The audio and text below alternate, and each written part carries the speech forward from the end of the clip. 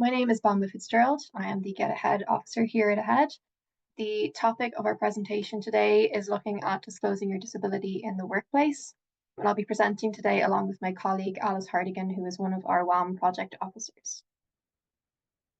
So throughout the presentation, we're just going to walk through what disclosure is. We'll take a look at an approach to disclosure and an action plan for disclosing. And we'll then touch on the legal side to give you some insights into your rights in the employment setting. And then after that, we'll take a look at reasonable accommodations on the WAM program here at Ahead. And we'll then leave some time at the end for questions if you have anything you'd like to ask. So before we kick the presentation itself off, I just want to highlight Building the Future, taking place on the 18th of June. So you might have heard of it before, but Building the Future is our careers fair organized by Ahead, which is specifically for students and graduates with disabilities or specific learning difficulties. So this is a really great opportunity for you to come along and talk to employers, a lot of whom do offer WAM placements. And this year's event will be fully in person in the city offices in Dublin. Tickets are €5, or you can use the promo code BTF25 for free tickets. And this will give you access to all the employers and activities on the day. Registration is open now, and my colleague Nicole will just drop the link there into the chat. So during the day, you'll have the chance to take part in mock interviews, CV clinics. You'll get the chance to have a professional headshot, and there'll be about 18 employers there on the day hosting stands, and we'll be running a variety of workshops as well. These photos just give you a little bit of a sense of the different elements on the day here. So the first photo here on the top left, you can see someone taking part in the mock interviews.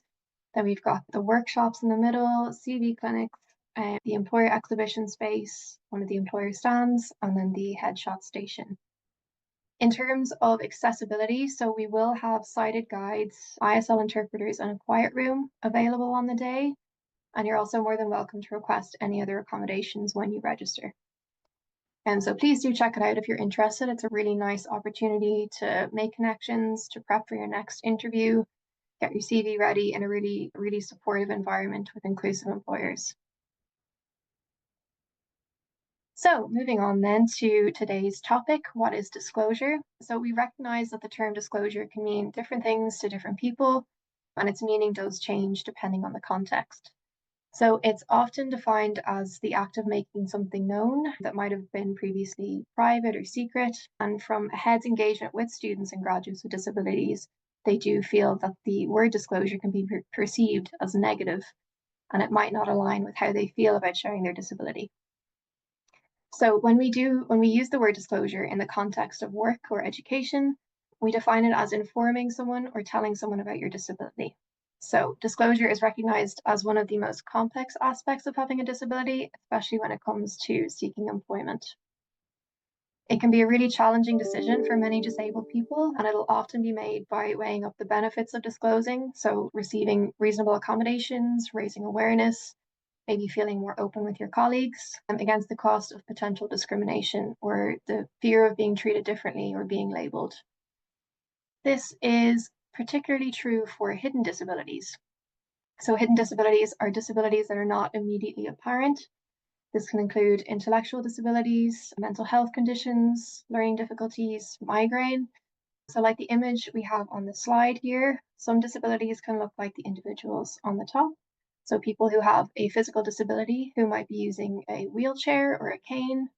However, most disabilities look like the image on the bottom. So it's not clear that this person has a disability or what their disability might be. And people with hidden disabilities can often be reluctant to disclose their condition for a number of reasons. The fear of being judged or discriminated against. They may also worry that their condition might be trivialized or not taken seriously. And the invisible nature of their disability can make it difficult for other people to understand the challenges that they face, which further complicates the decision to disclose. So for those of you thinking about how or if and when to disclose, it is a personal choice and should be well considered. It's helpful to look at some of the factors that sometimes enable or discourage people to disclose, and these factors are entirely personal and specific to each one of you. So looking at personal factors, this could be the type of disability you have. Again, like we mentioned, for those with hidden disabilities, they might give greater consideration as to whether or not to share information around their disability. How you identify, so some people might identify as not being disabled. Your personality, if you're a very chatty person in general and you might share a lot of information about yourself, and your life experience of having a disability. So you could have had a very negative experience with disclosing previously and might not want to experience that again. So all of these influence whether or not you want to share information around your disability. Then we have environmental factors. So these are things that are outside of your control in the workplace environment. This could be your colleagues or your managers, and whether they're the type of people that you feel comfortable enough around to disclose. It could also mean the type of culture the company has created and whether they foster an inclusive and supportive working environment.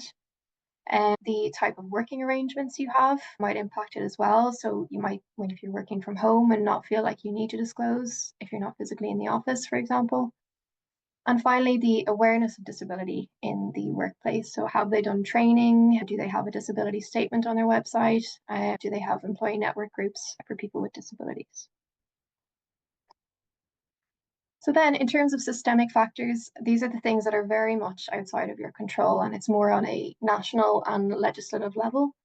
So these include employment equality legislation. So these are the legal acts that are there to protect you, and anti-discrimination practices, the company policy and procedures, the transport and infrastructure that's there to support you getting to and from the job. And then we have national grants that are available to ensure that you're supported to do your job. So just to note here that private sector employers can apply for grants, and there is funding within public sector organizations to ensure that you're supported to do your job. So these are the three factors that people with disabilities normally look at when considering whether they might share information around their disability. So to then support you in making this decision, we've outlined an action plan covering 5 questions that you might want to answer for your own circumstances. This is all in our guide to disclosure, which is an editable PDF that you can work with online, or you can print it out and work through each section yourself. I might just ask Nicole to pop a link to the guide there in the chat. And I'll walk through each question just to give you a bit more context on each one. So we start off with why. So identifying the reasons that you want to disclose. So this could be that you just simply want the company or your colleagues to know. You might need a piece of assistive technology to better support you in your role, or an accessible building or room if you're in a wheelchair, for example. You might need an interpreter or a personal assistant to support you. Or another example is you might need time off for medical appointments, or that your employer might need to know important medical information in case something happens. Then, depending on your why, this will shape what you disclose. So if you ask for reasonable accommodations, you'll need to give some background information and explain. So give some relevant, useful information that's specific to your disability and to the accommodation that you're requesting. So an example might be that you need some extra time for online assessments as you have limited mobility in your arm, and this might impact the speed at which you complete the assessment. Remember as well that you don't need to know what's the most useful thing to say to someone. It's okay to say that and be willing to have an open conversation about it. You also don't need to share more than you're comfortable with, and can give the information that's relevant to the job only, so you don't need to go into too much detail. So when, depending on your situation, you might want to disclose before you even interview. So reasons become apparent depending on where you're at in your employment journey. And so it could be before you enter the recruitment process, maybe in the workplace as you become more familiar with the environment, or if your environment or your disability changes. So it's really important to note that there's no legal obligation on an employee or potential employee to disclose that they have a disability. It is an entirely personal choice. But there is a specific obligation on an employee under health and safety law to disclose if not disclosing the disability or condition would result in a dangerous workplace environment for you or your colleagues. So you'll also need to consider that if the employer has no knowledge or awareness of your disability, that they can't provide reasonable accommodations as they don't know and they can't respond accordingly. So then depending on your why, what, and when, this will help you decide who the most appropriate person is to disclose to. So If you're looking for a reasonable accommodation, it's important to disclose to those who can help to put these in place. This could be the person who is arranging your interviews, it could be your line manager, or an access or disability officer. Depending on your circumstances, you might also need to disclose to the team you're working with so they can better support you in the workplace. You then want to decide how you wish to disclose depending on what you're most comfortable with. So this could be as early again as the application form in advance of the interview, to the interview panel, via email, or in person with your manager.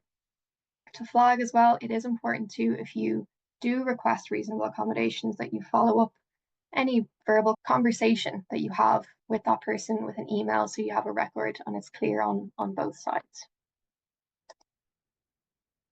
So this is the action plan template then in the disclosure guide, where you can work through all the questions we just discussed in your own time. On the link, I think Nicole has shared that in the chat, and it's also on the slide here if you want to take a look at that in your own time. So we're just going to walk through a really quick case study to give you a sense of how to use the template. So we're going to take Sarah. Sarah is a recent graduate who has cystic fibrosis, and she was offered a 12-month contract with an employer. This was Sarah's first time working in an office, and Sarah did not disclose to her employer that she had a disability and therefore did not request any reasonable accommodations. Sarah travels to the office daily by using public transport and walking, which meant her commute each way was approximately 90 minutes. However, shortly after Sarah started work, the combination of the commute and the efforts of a full working day were going to take a toll on her general well-being. And even though Sarah could do a full day's work, her disability meant that a lot of her energy was used to commute. As a result, she couldn't keep pace with her workload, and was always trying to play catch up to get on top of tasks and deadlines. So with that in mind, this is how Sarah used the template to decide if she wanted to disclose her disability to the employer.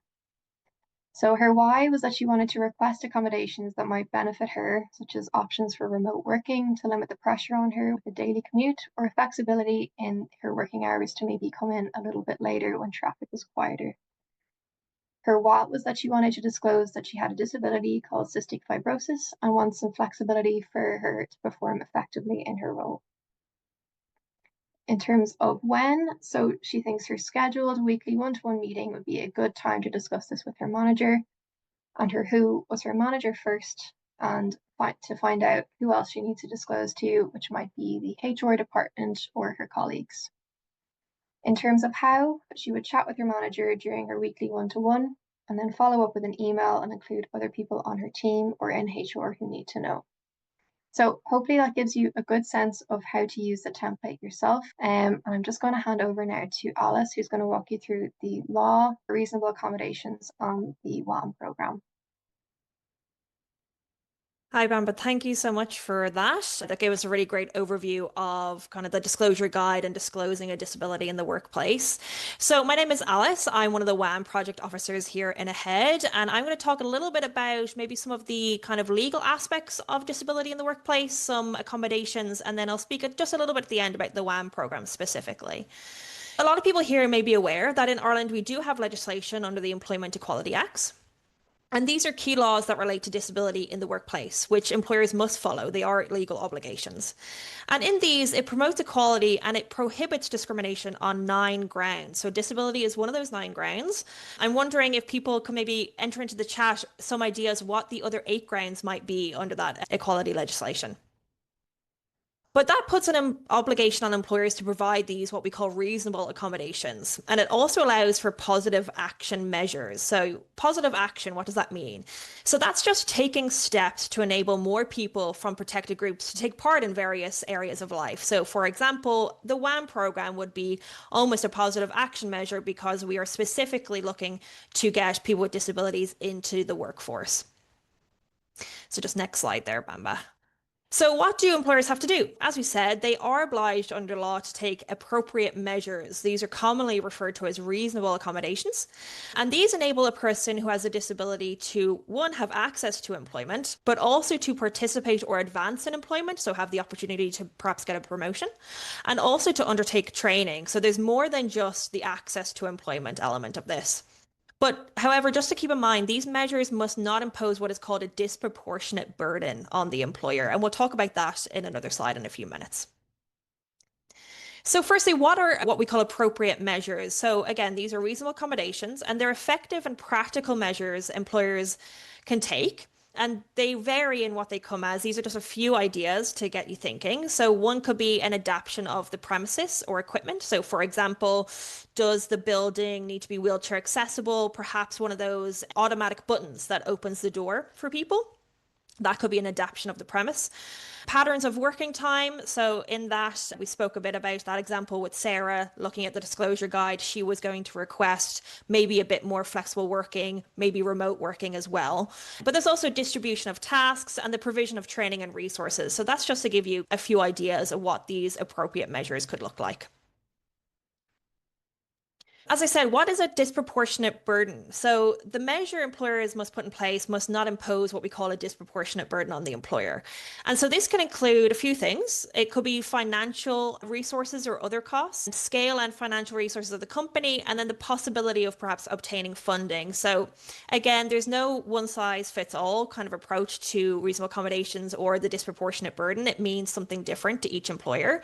But maybe to give you a quick example, a small, maybe family owned independent corner shop might find a financial burden more heavy than maybe a large international corporate company because they are completely different types of businesses and the resources they have would be different. You just have to keep that in mind as well around reasonable accommodations. So I just want to talk a little bit about some of the other laws or maybe resources that people may not be aware of. So in Ireland, we have what is the Disability Act 2005, and this applies to all public bodies. And it obliges public bodies to consider and respond to the needs of people with disabilities, ensuring accessibility of services and information. And also to note that the public sector employment targets for people with disabilities are also mandated, and this increased from 3% to 6% in 2025. And then there's also on an international level, the UNCRPD, which is a bit of a mouthful, but that's the United Nations Convention on the Rights of Persons with Disabilities. And this is an international human rights treaty, and it exists to promote, protect, and ensure the full and equal enjoyment of all human rights and fundamental freedoms of disabled people. And just to note that Ireland actually ratified the United Nations Conventions on the Right of Persons with Disabilities in 2018 and is developing policies and strategies to ensure the full implementation of this convention. And then some points that maybe are a bit closer to home, there's IREC. So that's the Irish Human Rights and Equality Commission. And they actually run what they call the Your Rights Service. And it's an information service. So it gives you information about your rights under equality and human rights law in Ireland. So it's a really great resource to know about. And it is hyperlinked in the slides if you want to have a look. And then there's also the WRC, which is the Workplace Relations Commission.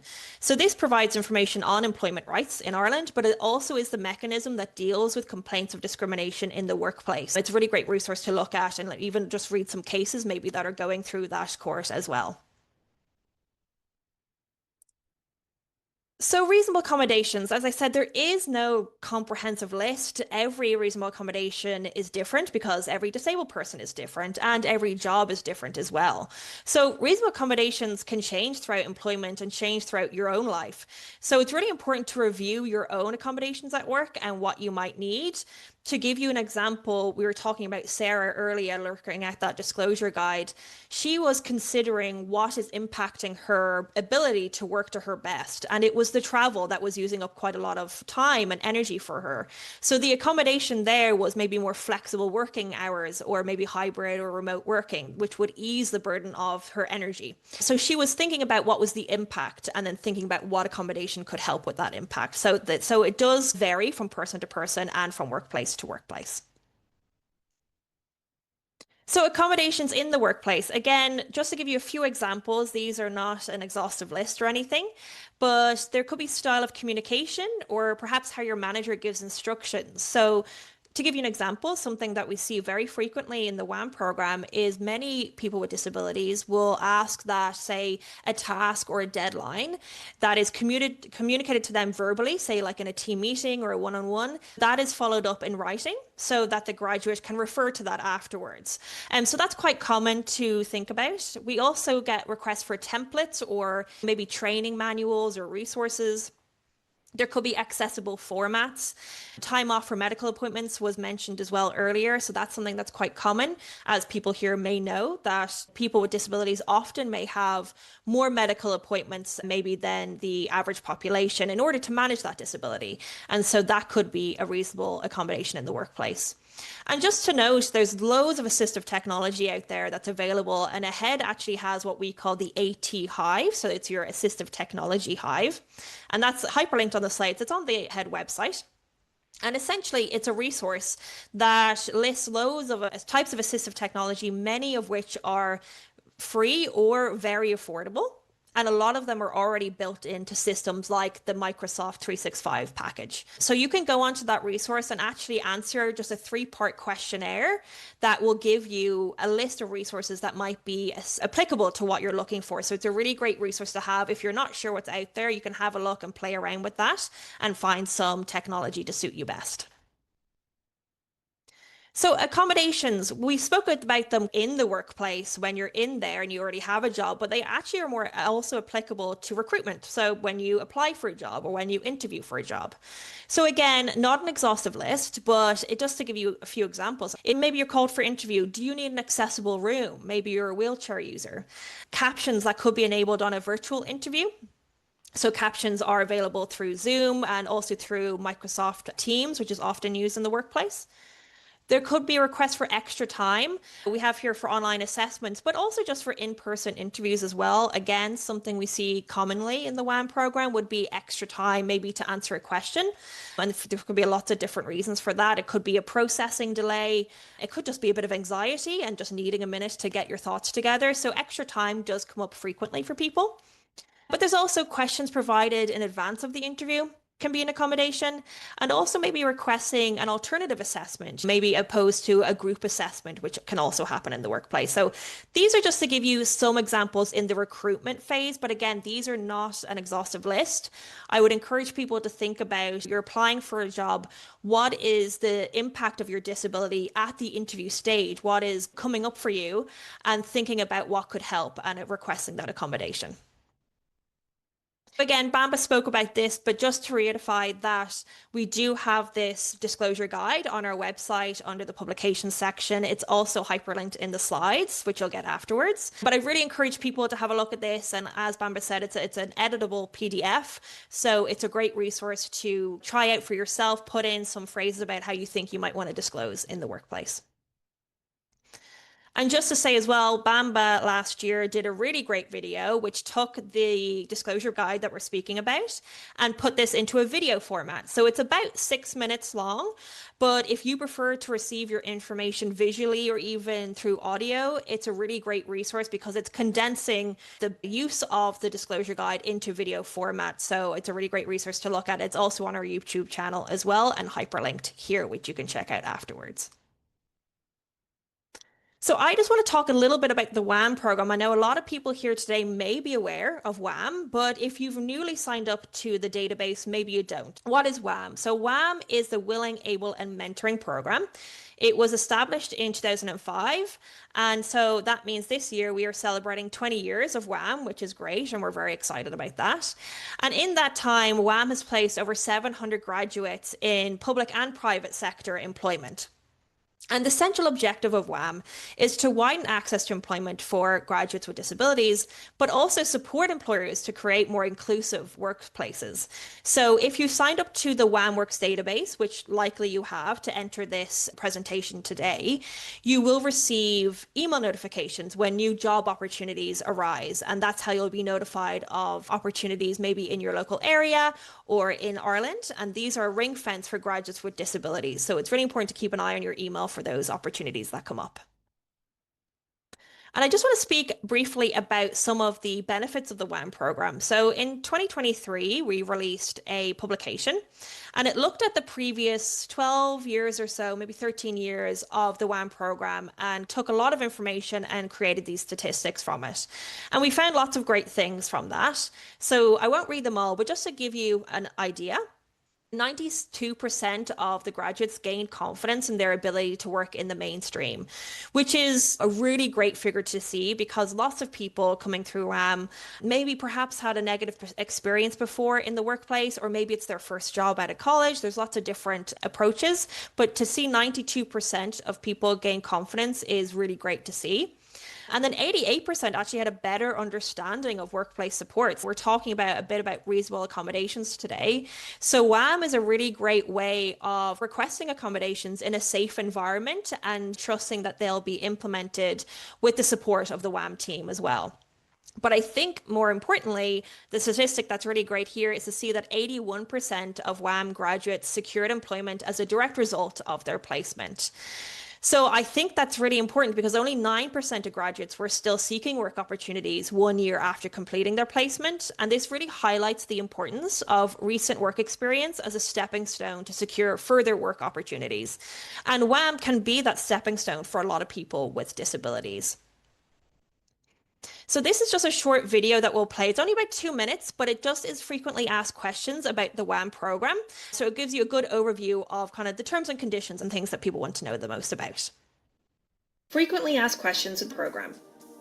The WAM program required graduates to have a minimum level 6 on the National Framework of Qualifications, have a disability, are ready for full-time work, and have the right to work full-time in Ireland. Disabilities, which meet the definition under the Employment Equality Act, can partake in WAM. These include physical disabilities, mental health conditions, long-lasting conditions, learning difficulties, as well as neurodivergent disabilities. WAM partner with employers in the public and private sector, so these could include the civil service, local authorities, Pfizer, Bank of Ireland, ESB, Board Nimona, and many more. Graduates can have up to 2 WAM placements, but you may not engage in a second placement with the same employer. Additional placements are subject to the review by the employment manager. Placements are for a minimum of 6 months, although many of our placements are upwards of 12 and 24-month contracts. There's no guarantee of permanent work, but 81% of WAM graduates do secure employment as a direct result of partaking on the WAM program. WAM placements are fully paid and they're full-time contracts, meaning you should work around 35 to 45 hours a week.